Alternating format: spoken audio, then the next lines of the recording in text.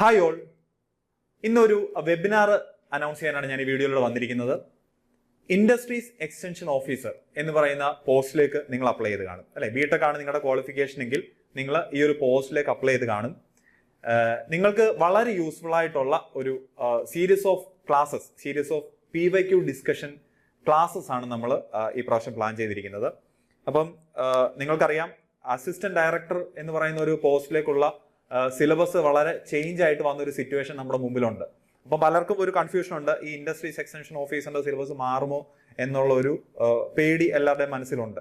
അപ്പം നിങ്ങൾക്കൊരു assistant director എന്ന് പറയുന്ന ഒരു MBA പ്ലസ് BTech അല്ലെ MBA കാർക്കും BTech കാർക്കും അപ്ലൈ ചെയ്യാൻ പറ്റുന്ന ഒരു എക്സാം അല്ലെങ്കിൽ ഒരു പോസ്റ്റ് ആയിരുന്നു അല്ലേ. അപ്പൊ അതിൻ്റെ അകത്ത് കുറെ മാനേജ്മെന്റ് സബ്ജക്ട്, ഒരു 30 മാർക്സിനുള്ള മാനേജ്മെന്റ് സബ്ജക്ട്സ് ഒക്കെ കയറി വന്നിട്ടുണ്ട്, കുറച്ച് മാത്സ് ഒക്കെ കയറി വന്നിട്ടുണ്ട്. അപ്പം അതുകൊണ്ട് തന്നെ ആ ഒരു സിലബസിന് മാറ്റം വന്നു. അതായത് MBA കാർക്ക് കൂടെ അപ്ലൈ ചെയ്യാൻ പറ്റുന്നതുകൊണ്ടാകാം ആ ഒരു സിലബസിന് ആ മാറ്റം വരുന്നത്. ഇപ്പം IOയുടെ കേസ് വരുമ്പോൾ നമ്മൾ അത്രയും കൺഫ്യൂസ്ഡ് ആവേണ്ട കാര്യമില്ല.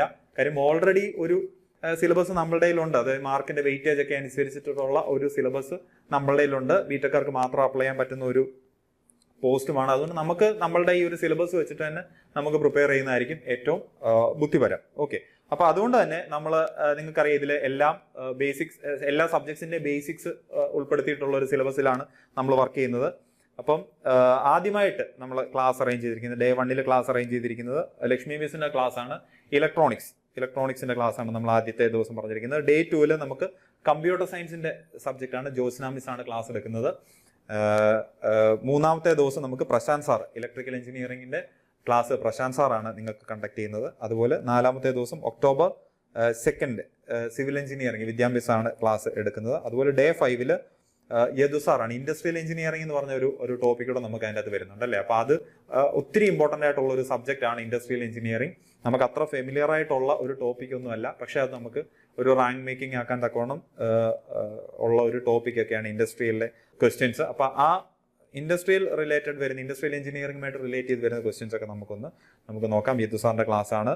അതുപോലെ മെക്കാനിക്കൽ വിഷ്ണു സാറിന്റെ ക്ലാസ് ആണ് Day 6 വരുന്നത്. അതായത് October 4 ക്ലാസ്. എല്ലാം ഒരു 8 മണി ഒരു സമയത്താണ്, നിങ്ങൾക്ക് പറ്റുന്ന ഒരു ടൈമിങ്ങിലാണ് നമ്മളത് അറേഞ്ച് ചെയ്തിരിക്കുന്നത്. നിങ്ങൾ ആലോചിക്കുക, നമ്മൾ ഏതൊരു എക്സാമിനും, ഏതൊരു കോമ്പറ്റേറ്റീവ് എക്സാമിനും, പ്രത്യേകിച്ച് PSCയുടെ എക്സാംസ് ഒക്കെ വരുമ്പോഴത്തേക്കും നമ്മൾ ഏറ്റവും കൂടുതൽ ഇമ്പോർട്ടൻസ് കൊടുക്കേണ്ടത് PYQസിനാണ്. എത്ര എക്സാംസിന്റെ പാറ്റേണിന് ചേഞ്ച് വന്നെന്ന് പറഞ്ഞാലും, ഇപ്പോൾ ഒരു എക്സാം എടുക്കുകയാണെങ്കിൽ 100 മാർക്കിന്റെ എടുക്കുകയാണെങ്കിൽ ഒരു 20 മാർക്കിനൊക്കെ ആയിരിക്കും നമുക്ക് സ്റ്റേറ്റ്മെന്റ് ലെവൽ അല്ലെങ്കിൽ കൺസെപ്റ്റ് ഓറിയന്റഡ് കാര്യങ്ങളൊക്കെ വരുന്നത്. ബാക്കി ഒരു 70-80 മാർക്കിന് അല്ലെങ്കിൽ മിനിമം ഒരു 60 മാർക്കിനെങ്കിലും പ്രീവിയസ് ഇയർ ക്വസ്റ്റ്യൻസ് തന്നെ ആയിരിക്കും കയറി വരുന്നത്. അപ്പം PSC നടത്തിയിട്ടുള്ള A ലെവൽ എക്സാംസിന്റെ എല്ലാ പ്രീവിയസ് ഇയർ ക്വസ്റ്റ്യൻസും നമുക്ക് എന്ത് ചെയ്യണം, നല്ല രീതിയിൽ ക്രാക്ക് ചെയ്ത് വെക്കുന്ന, അല്ലെ അത് നമുക്ക് മനസ്സിലാക്കി വെക്കുന്നത് തീർച്ചയായിട്ടും നിങ്ങളുടെ പഠനത്തിന് ഒത്തിരി ഹെൽപ്പ് ചെയ്യുകയും ചെയ്യും. മാത്രമല്ല, നിങ്ങളിപ്പോൾ പ്രിപ്പയർ ചെയ്ത് തുടങ്ങിയിട്ടുണ്ട്, ഇതുവരെ നിങ്ങൾ സിലബസ് ഒന്നും കവർ ചെയ്തിട്ടില്ല, എന്നിരുന്നാൽ കൂടി നിങ്ങൾ ഇതുപോലുള്ള ക്ലാസ്സുകൾ അറ്റൻഡ് ചെയ്യണം, ലൈവായിട്ട് തന്നെ അറ്റൻഡ് ചെയ്യണം. കാര്യം അതിന്റെ ഗുണമെന്ന് വെച്ചാൽ നിങ്ങൾക്ക് മനസ്സിലാക്കാൻ പറ്റും ഓരോ സബ്ജക്റ്റിനും എന്തുമാത്രം ലെവലിൽ നമുക്ക് പ്രിപ്പയർ ചെയ്യണം, അല്ലെങ്കിൽ പ്രീവിയസ് ഇയർ എങ്ങനെയൊക്കെയാണ് ചോദിച്ചേക്കുന്നതെന്ന് മനസ്സിലാക്കി നിങ്ങൾ നിങ്ങളുടെ പഠനം കൊണ്ടുപോകുന്ന എന്തായാലും നിങ്ങൾക്ക് യൂസ്ഫുൾ ആയിരിക്കുകയും ചെയ്യും. അതുകൊണ്ട് നിങ്ങൾ പ്രിപ്പയർ ചെയ്ത് തുടങ്ങിയിട്ടേ ഉള്ളൂ, എന്തിനാ ഈ PYQ എല്ലാം കൂടെ പഠിക്കുന്നത് എന്നുള്ളൊരു മൈൻഡിൽ നിങ്ങൾ നിൽക്കേണ്ട.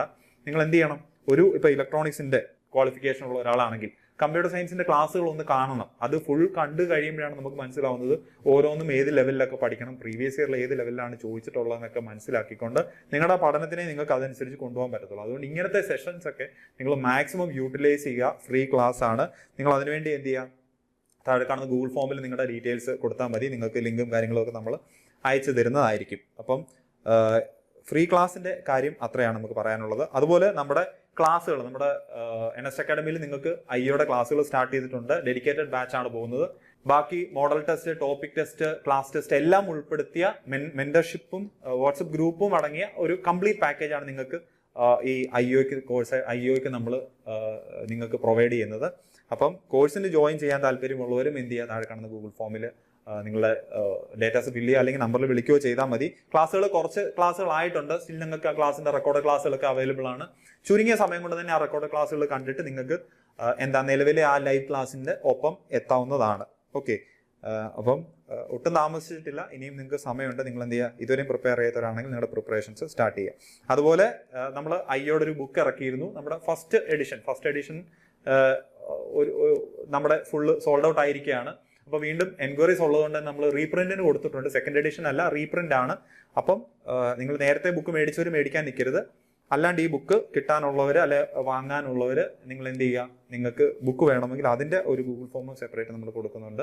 നിങ്ങൾക്ക് അതിൽ പ്രീ ബുക്ക് ചെയ്യാവുന്നതാണ്. ഏകദേശം 4750 ക്വസ്റ്റ്യൻസ് പ്ലസ് അതിൻ്റെ എക്സ്പ്ലനേഷൻ എന്നുള്ള രീതിയിലാണ് നമ്മൾ ഈ ബുക്ക് നിങ്ങളുടെ മുമ്പിലേക്ക് ഇറക്കിയിരിക്കുന്നത്. വളരെ യൂസ്ഫുൾ ആയിട്ടുള്ളൊരു ബുക്കായിരിക്കും. നിങ്ങളത് താല്പര്യമുള്ളവർ അതും ചെയ്യുക. അതുപോലെ തന്നെ നമ്മുടെ ഒരു ടെസ്റ്റ് സീരീസ്, ഒരു 5000 പ്ലസ് ക്വസ്റ്റ്യൻസ് അടങ്ങിയിരിക്കുന്ന ഒരു ടെസ്റ്റ് സീരീസ് നമ്മൾ ലോഞ്ച് ചെയ്തിട്ടുണ്ട്. നിങ്ങൾക്ക് ആപ്പിൽ തന്നെ പർച്ചേസ് ചെയ്യാവുന്നതാണ്. അപ്പോൾ നമ്മുടെ ആപ്പ് ഡൗൺലോഡ് ചെയ്തിട്ട് നിങ്ങൾക്ക് ആ ടെസ്റ്റ് സീരീസ് പർച്ചേസ് ചെയ്യാവുന്നതാണ്. അപ്പോൾ അതുകൊണ്ട് എല്ലാവർക്കും ഈ എക്സാമിന് പ്രിപ്പയർ ചെയ്യുന്ന എല്ലാവർക്കും ആശംസകൾ നേരുന്നു. അപ്പോൾ അതുപോലെ ഈ എക്സാമിന് പ്രിപ്പയർ ചെയ്യുന്നവർ മറ്റ് ആശങ്കകളൊന്നും ഇല്ലാണ്ട് ഈ സബ്ജക്ട് നമുക്ക് ആ ഒരു സിലബസിൽ തന്നെ പ്രിപ്പയർ ചെയ്യാം. നല്ല രീതിയിൽ തന്നെ പ്രിപ്പറേഷൻ നിങ്ങളുടെ മുന്നോട്ട് കൊണ്ടുപോവുക. ഓക്കെ, അപ്പം നമ്മുടെ ഈ വെബിനാർ നിങ്ങൾ മാക്സിമം നിങ്ങൾ പ്രയോജനപ്പെടുത്തുക. ലൈവായിട്ട് തന്നെ അറ്റൻഡ് ചെയ്യാൻ ശ്രമിക്കുക. ലൈവായിട്ട് തന്നെ ക്വസ്റ്റ്യൻസ് ചോദിക്കുക. നിങ്ങളുടെ ഡൗട്ടുകൾ എന്തെങ്കിലുമൊക്കെ ചോദിക്കുകയോ ചെയ്യുക. 6 ദിവസത്തെ സെഷൻ ഉണ്ട്. യൂസ്ഫുൾ സെഷൻ ആയിരിക്കും. നിങ്ങളത് പ്രയോജനപ്പെടുത്തും. അധികം ഡൗട്ടുകളോ കാര്യങ്ങളോ ഒന്നും ഇല്ലാതെ എന്ത് ചെയ്യുക, നമുക്കുള്ള സമയം നല്ല രീതിയിൽ പ്രിപ്പയർ ചെയ്യുക. സബ്ജക്റ്റുകളൊക്കെ ക്ലിയർ ചെയ്ത് വെക്കുക. ഉറപ്പായിട്ടും ഇപ്പോഴേ പ്രിപ്പറേഷൻ തുടങ്ങിയാൽ നിങ്ങൾക്ക് അതിൻ്റെ ഒരു അഡ്വാൻറ്റേജ് ഉണ്ടാകുന്നതായിരിക്കും. അതുകൊണ്ട് മറ്റാശങ്കകളൊന്നും ഇല്ലാതെ നിങ്ങൾ നല്ല രീതിയിൽ നിങ്ങളുടെ പ്രിപ്പറേഷൻസ് മുന്നോട്ട് കൊണ്ടുപോവുക. All the best.